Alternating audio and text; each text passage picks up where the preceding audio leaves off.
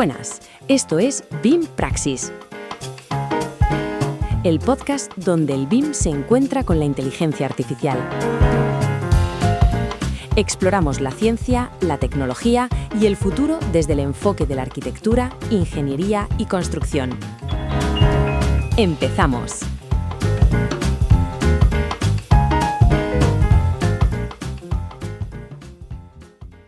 Bienvenidos a una nueva entrega de nuestra serie Los papers que cambiaron la historia de la IA.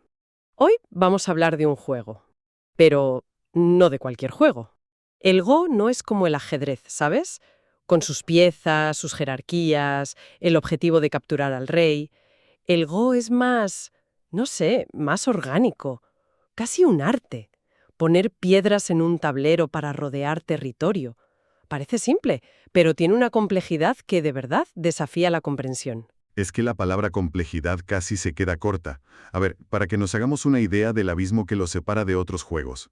En ajedrez, en una posición normal, un jugador tiene unas 35 jugadas posibles. Más o menos, sí. En Go, la media es de 250. Y esta diferencia, que ya parece grande, se convierte en un disparate cósmico cuando calculas el número total de partidas. El número de configuraciones legales en un tablero de Go es mayor que el número de átomos que se estima que hay en el universo observable. Es una cifra que es imposible de visualizar. Y por eso, claro, el Go era el santo grial de la inteligencia artificial en juegos. Era como el último bastión de la intuición humana. En 2015, la comunidad de IA era casi unánime. Faltaba como mínimo otra década para que una máquina pudiera ganar a un campeón. Claro. Se pensaba que la fuerza bruta, la estrategia que usó Deep Blue para ganar a Kasparov, aquí era, como intentar vaciar el océano con un dedal. No sirve de nada. Exacto. El problema no era de velocidad de cálculo, era de juicio. De intuición, como decías. Un jugador experto de Go no calcula millones de jugadas. Siente la posición, reconoce patrones. Tiene un instinto. Eso es. Un instinto sobre qué zonas del tablero son prometedoras. Y claro, ¿cómo programas eso en una máquina? Pareció un problema intratable. Pero esa predicción de una década saltó por los aires mucho antes. Hoy nos sumergimos en el documento que lo cambió todo. El artículo de 2016 publicado en Nature por el equipo de DeepMind. Mastering the Game of Go with Deep Neural Networks and Tree Search. Este es el paper que presentó al mundo a AlphaGo. Y nuestra misión hoy es desgranar cómo lograron lo que parecía imposible. ¿Cuál fue la genialidad que les permitió crear algo parecido a una intuición artificial? Vale, entremos en materia. Si la fuerza bruta es inútil ante un problema de esta escala, ¿por dónde empiezas? No puedes decirle a un ordenador, evalúa todas las posibilidades. Es una tarea, infinita. Claro. Y los creadores de AlphaGo tuvieron que renunciar a esa idea y pensar de una forma completamente distinta. Y aquí es donde encontramos la primera gran idea, la que lo vertebra todo. En lugar de buscar una única red neuronal gigantesca que lo hiciera todo, se dieron cuenta de que la inteligencia humana no funciona así. Ajá. Dividieron el problema en dos tareas que, en realidad, son muy humanas. Una es el instinto rápido, casi un reflejo, y la otra es el juicio reposado, la evaluación de la situación. Y construyeron una arquitectura con dos cerebros especializados, uno para cada tarea. De acuerdo, dos cerebros. Vamos con el primero. Cuando un jugador humano mira un tablero, no considera las 250 jugadas. Su cerebro filtra automáticamente el 99% de ellas y se centra en un puñado que parecen prometedoras. El primer cerebro de AlphaGo hace algo parecido. Exactamente eso. Es la llamada red de políticas, la Policy Network. Su única función es reducir la amplitud de la búsqueda. La amplitud. Sí. Se le muestra una posición del tablero y, en lugar de analizarlo todo, la red actúa como un experto humano y dice: olvida todo lo demás. De las 250 jugadas, estas 4 o 5 son las únicas que merecen tu atención. Su trabajo es podar el árbol de posibilidades de una forma drástica. Responde a la pregunta: ¿qué movimientos tienen sentido ahora mismo? Entendido. La red de políticas te da, digamos, un menú de opciones sensatas. Pero eso es solo la mitad de la batalla, ¿no? Porque entre esas 4 o 5 buenas jugadas, una podría llevarte a la victoria y otra a una trampa sutil 5 turnos más tarde. ¿Cómo decide AlphaGo cuál de esas ramas del futuro es la mejor sin tener que explorarlas hasta el final? Porque eso nos devolvería al problema de la complejidad infinita. Ahí es donde entra el segundo cerebro, la red de valor, la Value Network. Su función es reducir la profundidad de la búsqueda. Esta red no necesita simular la partida hasta su conclusión. En su lugar, hace algo que también es muy humano. Mira una configuración del tablero, una foto fija y emite un juicio. Estima la probabilidad de que un jugador gane desde esa posición. Responde a la pregunta, sin pensar más allá, solo mirando el tablero como está, quién va ganando y por cuánto. O sea que el sistema funciona en tándem. La red de políticas dice, considera estos movimientos. Y para cada uno de ellos, la red de valor dice, si haces este movimiento, la posición resultante es un 62% favorable para ti. Si haces este otro, es un 58%. Precisamente. Es una analogía que ellos mismos usan. Es como tener un equipo de 2 expertos aconsejándote. Uno es el estratega creativo, el que tiene el instinto y te dice, céntrate en estos 3 o 4 movimientos, son los únicos que tienen potencial. El otro es el analista frío y calculador que, para cada una de esas sugerencias, te susurra al oído un veredicto. Esta posición es ganadora o, cuidado, esta posición parece buena, pero a largo plazo es peligrosa. Y esa combinación es lo que les permite evitar el océano de posibilidades. Exacto. En lugar de buscar a ciegas en un espacio infinito, AlphaGo realiza una búsqueda mucho más dirigida, más inteligente, guiada por estas 2 intuiciones artificiales. Y eso es fundamental para entender la diferencia con los programas anteriores. AlphaGo evaluaba miles de veces menos posiciones que un programa de ajedrez como Deep Blue. No ganaba por ser más rápido. No, ganaba por ser más listo. Su búsqueda era más eficiente porque sus 2 redes neuronales le permitían concentrar su atención computacional solo donde realmente importaba. Fue, un cambio de paradigma total. Vale, eso lo entiendo. La arquitectura es brillante. Pero esa inteligencia, esa intuición de las redes, tiene que venir de alguna parte. No puede simplemente encender una red neuronal y que sepa jugar algo. ¿Cómo se le enseña a un sistema a tener ese instinto de gran maestro? Esa es la segunda parte genial de este paper. El proceso de entrenamiento es casi tan importante como la arquitectura. Lo detallan en la figura 1 y es un pipeline en 3 etapas muy ingenioso que lleva al sistema de ser un mero imitador a convertirse en un verdadero maestro. La primera fase es la más intuitiva, aprender de los humanos. Lo que se conoce como aprendizaje supervisado. Supongo que le mostraron miles de partidas de grandes maestros. Millones. Alimentaron a la red de políticas inicial con una base de datos de 30 millones de posiciones extraídas de partidas de alto nivel jugadas por humanos en el servidor KGS. El objetivo de la red era muy simple. Se le mostraba una posición y tenía que predecir cuál sería el siguiente movimiento del experto humano. Básicamente, aprender a imitar. ¿Y qué tal lo hizo? ¿Con qué precisión podía adivinar el movimiento de un maestro? Alcanzó una precisión del 57%. Y esto puede no sonar espectacular, pero hay que ponerlo en contexto. El mejor sistema anterior, el estado del arte en ese momento, estaba en un 44%. ¡Ah! ¡Es un salto enorme! Gigantesco. Un salto cualitativo. Demostró que las redes neuronales profundas eran increíblemente buenas capturando los patrones sutiles del juego humano.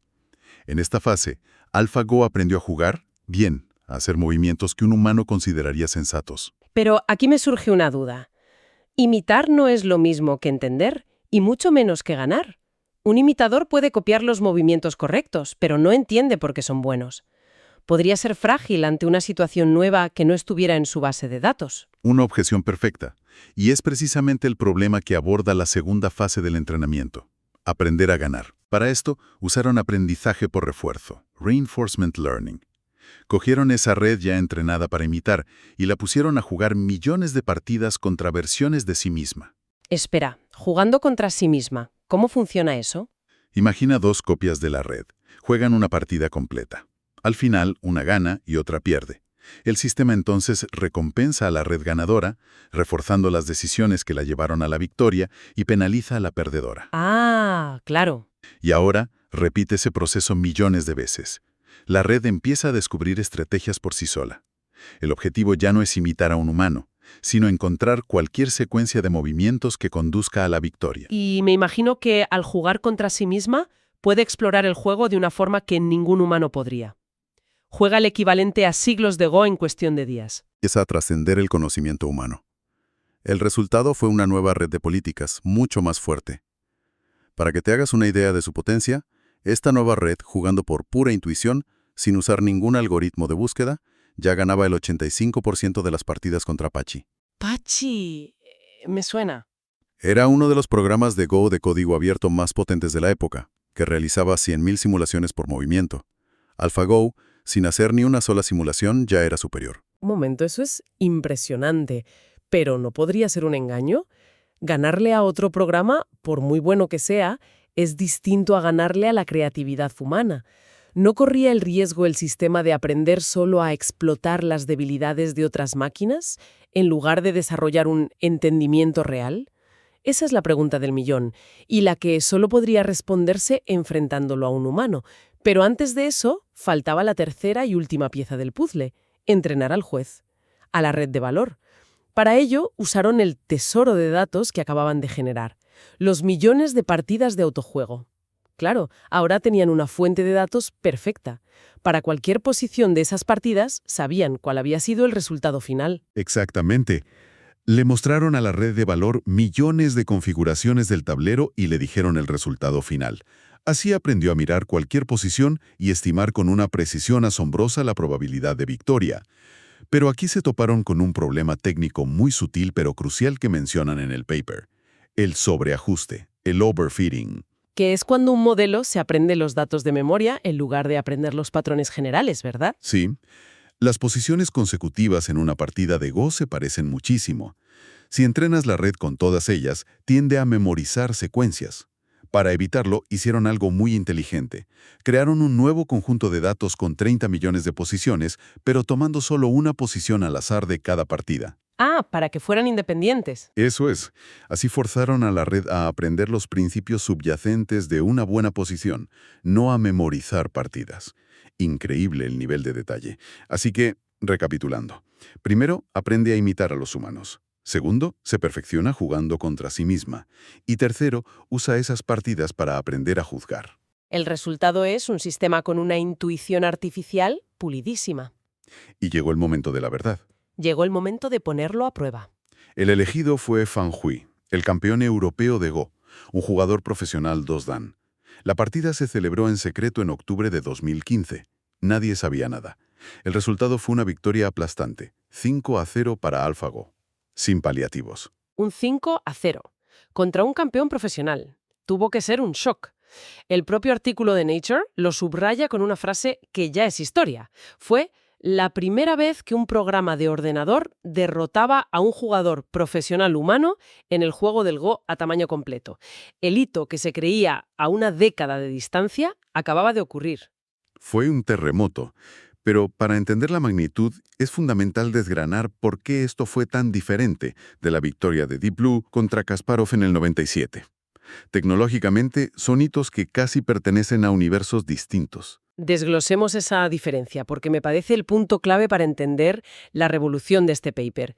¿Qué hacía Deep Blue que no hiciera AlphaGo y viceversa? Bueno, Deep Blue era la cima de un paradigma: la fuerza bruta y el conocimiento experto codificado. Su poder residía en un hardware especializado que evaluaba unos 200 millones de posiciones por segundo. ¡Una bestia! Una bestia de cálculo. Totalmente. Y, muy importante, su función de evaluación, el software que le decía si una posición era buena o mala, estaba programada a mano, con miles de reglas creadas por grandes maestros de ajedrez. Su conocimiento del ajedrez había sido insertado explícitamente por humanos. Mientras que AlphaGo Fue algo completamente distinto. un cambio de paradigma total. No tenía conocimiento del Go preprogramado. Nadie le dijo: esta formación de piedras es fuerte. Aprendió sus propias estrategias de forma autónoma, a partir de los datos. Primero viendo partidas humanas y luego, y esto es lo más importante, superando ese conocimiento a través del autojuego. ¿Usó algoritmos de propósito general? Exacto. Su enfoque no era ver más lejos por fuerza bruta, sino ver mejor. Como dijimos, evaluaba miles de veces menos posiciones, pero lo hacía de forma infinitamente más inteligente gracias a la intuición de sus redes. No era una máquina que calculaba más rápido que un humano. Era una máquina que, por primera vez, parecía haber aprendido a entender un juego. Había desarrollado un juicio propio. Exacto. Y por eso la victoria de AlphaGo no fue solo sobre un juego. Demostró algo mucho más profundo. Demostró que la combinación de aprendizaje profundo, aprendizaje por refuerzo y búsqueda inteligente podía resolver problemas de una complejidad abrumadora. problemas que hasta entonces considerábamos exclusivos de nuestro intelecto. Y eso nos lleva a la gran pregunta, más allá de los juegos, ¿qué significa esto para el mundo real? Lo fascinante aquí, y lo que convierte a este paper en un pilar de la IA moderna, es que este enfoque es increíblemente general. Esta arquitectura de aprender por imitación y luego perfeccionarse por autoexperimentación tiene aplicaciones en campos que nos cambian la vida. Piensa en el descubrimiento de fármacos. Claro. Puedes entrenar una red de políticas para que sugiera moléculas candidatas y una red de valor para que estime su eficacia. De hecho, DeepMind aplicó una filosofía muy similar años después para crear AlphaFold, el sistema que resolvió el problema del plegamiento de proteínas. Un problema que la biología arrastraba desde hacía 50 años. 50 años. O sea que el legado de AlphaGo no es una máquina que juega bien al Go, es una receta, una metodología para atacar problemas complejos que antes no sabíamos ni por dónde empezar. Desde la ciencia de materiales hasta la logística. Precisamente. AlphaGo no cerró un capítulo en la historia de los juegos. Abrió una puerta inmensa a la resolución de problemas en el mundo real, demostrando que la intuición ya no es un dominio exclusivamente humano. Esta exploración de los cimientos de la IA moderna continúa. Mañana nos adentraremos en otro paper que provocó un nuevo terremoto, esta vez en el mundo del lenguaje. Language Models are Few-Shot Learners. Este artículo que veremos mañana, el que presentó al mundo el modelo GPT-3, demostró que aumentar masivamente el tamaño de un modelo, hasta los 175.000 millones de parámetros, hacía emerger de forma espontánea habilidades de razonamiento que no habían sido programadas explícitamente. Una nueva era para los modelos de lenguaje.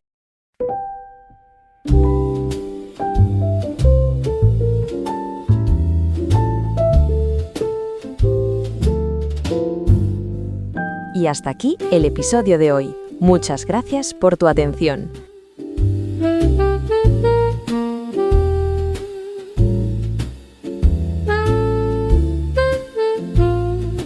Esto es BIM Praxis. Nos escuchamos en el próximo episodio.